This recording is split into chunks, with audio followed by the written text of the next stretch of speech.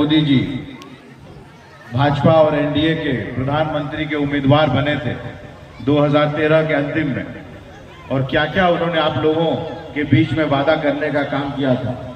यूं तो हमको बदला लेना है। ये देश सबको प्यारा है, चाहे हमारी सेना को हो, चाहे ऑपोजिशन को हो, और हम मान के चलते थे कि शायद जो सरकार में बैठे उनको भी ये देश प्यारा हो। लेकिन जब ऐसा बयान आता है तो हम लोग समझ सकते हैं कि इनके पास कोई प्रेम और लगाव नहीं है। मोदी जी ये भी कहते थे कि 100 नए शहर बनाऊंगा, तो आज 10 साल बीत गया, कहाँ है वो 100 नए शहर। बुलेट ट्रेन कहते थे कि बुलेट ट्रेन चलाऊंगा, तो क्या महाराजगंज से दिल्ली, बॉम्बे तक या पटना तक बुलेट ट्रेन की सवारी कर रहे हैं आप लोग? पूछ रहा हूं आप लोगों से, बताइए चल रहा है बुलेट ट्रेन? बुलेट ट्रेन तो छोड़ दो, छपरा जिला का आदमी आपको देश में कहीं भी मिल जाएगा, महाराजगंज का आदमी कहीं भी मिल जाएगा। पूछिए कहाँ घर, बोलेगा छपरा घर है, यहाँ रह रहे हैं। लेकिन बुलेट ट्रेन छोड़ दीजिए, जो नॉर्मल ट्रेन जो चलती है उससे भी यहाँ की कनेक्टिविटी नहीं है महाराजगंज की दिल्ली से या बॉम्बे से। मेरी प्रायोरिटी रहेगी कि मैं ये करा के दूं। दिल्ली बॉम्बे छोड़ दीजिए, पटना महाराजगंज के बीच में पैसेंजर ट्रेन नहीं चलता। साथियों, आप लोगों के बीच में हम लोग मैनिफेस्टो बांट रहे हैं, उसके कुछ 4-5 मेन पॉइंट्स पर हम आप लोगों को बोलना चाहेंगे, मीरा जी को भी बोलना है। 22 देश के बड़े पूंजीपतियों का मोदी जी ने 16.5 लाख करोड़ रुपया माफ किया इस देश में। जो कर्जा लिया था उसको माफ करने का काम किया है। हम नहीं जानते कि आपको इसकी जानकारी है कि नहीं। जब यूपीए 1 की सरकार थी, हमारे पिताजी उस समय देश के कृषि मंत्री होते थे, तो हम लोगों ने यूपीए 1 की सरकार में, मनमोहन सिंह प्रधानमंत्री थे, 72,000 करोड़ रुपए की लोन माफी हम लोगों ने की थी किसानों के लिए, गरीब किसानों के लिए जो आत्महत्या कर रहे थे।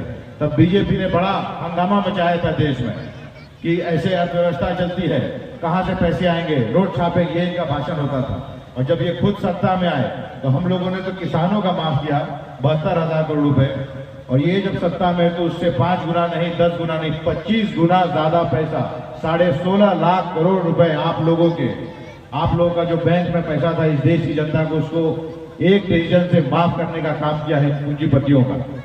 तो हम लोग कह रहे हैं कि इतना ही पैसा, 16.5 लाख करोड़ रुपया, ये इतना ज्यादा पैसा होता है कि इस देश के हर एक गरीब परिवार को 1-1 लाख रुपया हम लोग साल में दे सकते हैं। तो हमारे मैनिफेस्टो का ये मुख्य मुद्दा है, ध्यान से सुन लीजिए, खासकर जो महिलाएं यहाँ बैठी हुई हैं, कि हर एक गरीब परिवार में से एक महिला चुनी जाएंगी जो वृद्ध उम्र की महिला होंगी, और उनके बैंक अकाउंट में हर महीने सरकार, अगर इंडिया अलायंस के आप बनाते हैं तो 8500 रुपये हर महीने आपके खाते में जाएंगे, जो कि साल के 1 लाख रुपए होते हैं।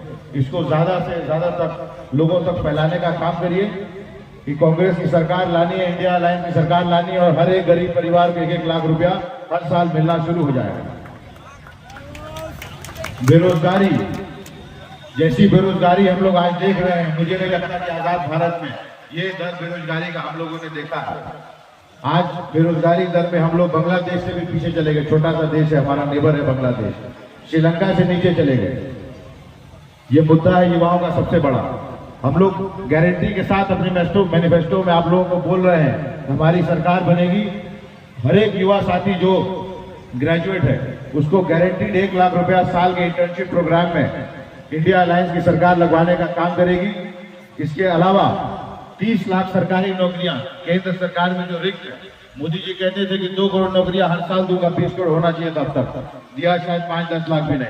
तेजस्वी यादव ने जरूर 17 साल सीएम, डिप्टी सीएम रहते हुए 5.5 लाख नौकरी आप लोगों को देने का काम किया, और यहाँ भारत सरकार की 30 लाख नौकरियां रिक्त हैं। उन नौकरियों को हम लोग भरने का काम करेंगे सरकार की में आते ही, और उसके अलावा 1 करोड़ नौकरियां और जनरेट करेंगे और युवा साथियों को वो नौकरियां मिलेंगी।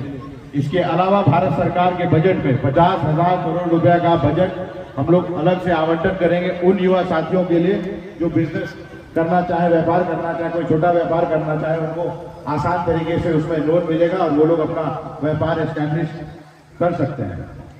350 रुपया सिलेंडर का कीमत होता था यूपीए के जमाने में, और स्मृति ईरानी जी चूड़ी बेचती थी मनमोहन सिंह जी को कि 10 रुपया दाम बढ़ गया, 20 रुपया दाम बढ़ गया। लेकिन जब ये लोग सरकार में आए तो 350 रुपया का सिलेंडर कहीं कहीं 1400 का भी हो गया, और यहाँ बिहार में 1100 रुपया के ये लोग आप लोगों को बेच रहे थे। अभी चुनाव के समय में उसका दाम 100 रुपये इन्होंने घटाया। कहते हैं कि 80 करोड़ लोगों को हम अनाज दे रहे हैं। 80 करोड़ लोगों, तो सबसे पहले तो हम बताना चाहते हैं जो अनाज आप दे रहे हैं आपके पिताजी का है या ये यहाँ भारत के किसानों का ही है? और क्या ये अनाज पहले कांग्रेस की हुकूमत में नहीं मिलता था? आप लोगों को 1-2 रुपए किलो मिलता था। ये कोई नई बात नहीं है। सिलेंडर में एक सिलेंडर पे आप लोगों के जेब से 1,000 रुपया निकाल ले रहे हैं। 2 सिलेंडर लगता है महीने में, तो 2,000 रुपया सिलेंडर का दाम बढ़ा के आपके जेब से निकाल रहे हैं और 100 रुपया का अनाज दूसरी तरफ से आपको देने का काम कर रहे हैं। अग्निवीर योजना मोदी जी लेकर के आए। इस इलाके में कोई भी आज से 1-1.5 साल पहले सुबह उठता था तो देखता था कि 1,000-1,500 युवा साथी सुबह में दौड़ रहे हैं, क्योंकि आर्मी में बहाली इस इलाके से, खास करके महाराजगंज, छपरा से, सिवान से लोग ज्यादा जाते थे। तो मोदी जी खुद रह लिए 12 साल मुख्यमंत्री, 10 साल प्रधानमंत्री, फिर 5 साल के लिए आप लोगों के बीच में घूम रहे हैं देश भर का, हमको फिर से मौका दो। तो खुद रहना चाहते हैं 30 साल चीफ मिनिस्टर, प्राइम मिनिस्टर, लेकिन युवा साथी को क्या कह रहे हैं कि 19 साल की उम्र में आर्मी में भर्ती हो और 4 साल के बाद 23 साल की उम्र में रिटायर होकर गाँव में बैठ जाओ। हम लोग जैसे सामान्य पॉलिटिकल कार्यकर्ता को ये बात समझ में बिल्कुल नहीं आती। और जो आक्रोश बिहार में हुआ वो पूरे देश में मुझे लगता है कहीं नहीं हुआ। 5 साल पहले यहाँ युवाओं ने जला दिया था और फिर भी इस सरकार की दिमाग की बत्ती नहीं खुली। राहुल गांधी जी कह रहे हैं कि हाँ, इंडिया अलायंस की सरकार आप लोग बनाते हैं कांग्रेस पार्टी के नेतृत्व में, तो पहले कैबिनेट डिसीजन में इस बकवास को, इस अग्निवीर योजना को खत्म किया जाएगा और पुनः जैसे बाकी आर्मी में होती थी वैसे फिर से आर्मी में बहाली होगी। महिलाओं से हम कहना चाहते हैं कि 200 यूनिट बिजली निःशुल्क हो जाएगी। 200 यूनिट तक पैसा नहीं लगेगा बिजली में। गैस सिलेंडर का दाम हम लोग घटा के 500 रुपया करेंगे। समय कम है, इसलिए अब यहाँ के लोकल सांसद सिग्रीवाल जी पर मैं क्या बोलूं, मुझसे ज्यादा आप लोग जानते हो। 10 साल में इनकी देश में सरकार रही है, यहाँ से सांसद थे। बिहार में भी इन्हीं लोगों की सरकार थी। क्या काम किया है? हम घूम रहे हैं, 400 गांव घूम लिए, कहीं पे भी गांव में सड़क नहीं है। राजनीतिक पृष्ठभूमि से हम आते हैं, इसके चलते 70-80% बिहार के लोकसभा क्षेत्रों का भ्रमण करने का हमको मौका मिला है। और मैं ये कह सकता हूँ कि जो सड़कों की हालत महाराजगंज लोकसभा क्षेत्र में है, उतनी बुरी हालत में कहीं पे भी किसी लोकसभा क्षेत्र में बिहार में यह हालत नहीं है। और इसका जिम्मेवार अगर कोई है तो उनका नाम है जनार्दन सिंह सेगरीवाल।